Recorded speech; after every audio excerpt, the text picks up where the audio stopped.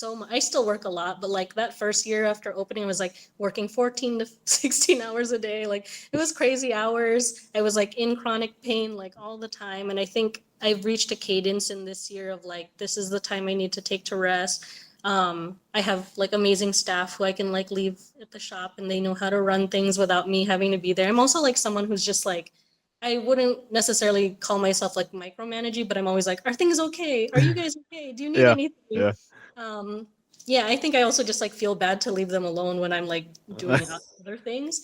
Yeah. But yeah, I just like definitely like go home at a more reasonable hour. I relax at home, do yoga, stretching. I've been going to this place called Soul to Soul. It's a Okay. reflexology massage place down in they have a Ah, location in Northwest, but they do massage on like arms and feet, which I nice. have like a lot of tendon pain in my arms from baking and mixing and all of that. So it's been like I go there like at least once a month. Yeah. Um, yeah, just like taking more time for myself to actually like rest and not think about work. And I think that was like the struggle too, working out of my apartment in the early days of like I can't ever have that separation from it. But I think I'm in a place now where I'm like, okay, this is what I do here. I Mhm. go home and I can relax and do chores and catch up on things and read a book, watch a movie, hang out Yeah. with my cat. Um, Take more time to see friends. I feel like I didn't see anybody like outside of work for the longest time. Yeah. Um, but yeah, I've definitely gotten to a point now where it's a little more balanced. Good. Good. Yes, it's the whole working from home concept. Obviously, I appreciate it from COVID. That's the one silver lining, having an office job and COVID. It's like I can split up my time. I could be in the office, could be at home.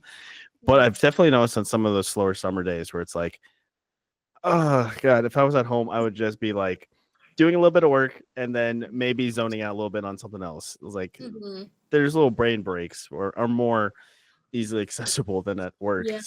So, and then with the podcast, it's like I use the same setup for work to work on Mhm. this, and so it's like I did like the time where I did take a break.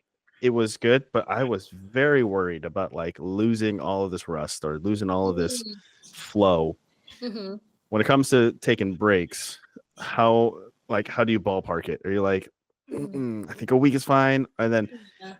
do you worry about losing any kind of mojo, flow, whatever you want to call it? Mhm.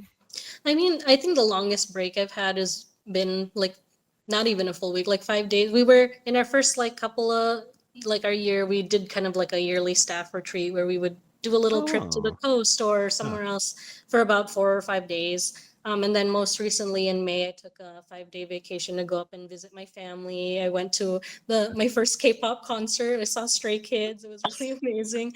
But yeah, it was kind of scary to be like away from the shop for that long. Yeah. I think the most was just being like, okay, I'm gonna Instacart these random ingredients to you guys, whatever you need. But Yeah. they were able to handle it. It was just yeah, just the like the mental stress of being like, I'm not there, so if things go wrong, is are they gonna be okay? Yeah. Um, and then coming back to it, I was just like it doesn't take like a long time or like it's not difficult for me to get back into the flow of things. I probably because I haven't actually like taken that much time away from it. Um, during the pandemic, I would take kind of longer kind of hiatuses in between like pre-orders or markets and things. And the thing with like markets is it's like really labor intensive to bring all of your goods all around town, set up in the Hmm. early morning and stuff. So it was a much harder back then, I think, than it is now. I think now it's just like ensuring that we have enough baked goods that are being made to be able to sell every day, and that like there's enough materials. Otherwise, like I don't have to be here 24/7 like I used to. Um, but yeah, I do like want to get to a point where like I can take like a little bit longer time away. But Good. for now, we're doing okay. Yeah. What I thought was pretty cool is that, obviously, if, for people that see this on social media clips, you got crazy artwork going across your, your on the background. Yeah. And then I believe there's no more on Daphne's side, but there's like some Filipino themed books. Yeah, there's a Um, couple of like cookbooks, I think. Yeah. yeah. I was like, oh, that sounds that I mean, Mhm. just seeing more of the Filipino culture in that kind of medium. I was like, Mhm. all right, Yeah. we're doing fine. Uh-huh. And so taking breaks, there's always the other side of being overwhelmed. Mm-hmm. How do you manage all that? How do you manage what do you do when things just start hitting the fan? I feel like I tend to kind of, I'm a like very, I shut down kind of person where I'm like, oh God, this is like so much of everything's going on right now. I can even like, for example, earlier this year when all our food costs were like at the height of inflation, we got this big bill from our landlord, and I was like, what do I do? What's happening? Like I think like I have it in me that I've been able to pivot before. I know that I work really hard. I know that things will work out, but in the moment, it's like, holy crap, there's all of these things on my plate, and Yeah. I like employees that rely on the income from the shop. I also like have like bills to pay, and then there's all these random other things happening, and then to have all of that going on, and you still have to be like act normal in front of Yeah. customers. Yeah. I'm Everything's like, fine. Everything's fine. yeah, freaking out.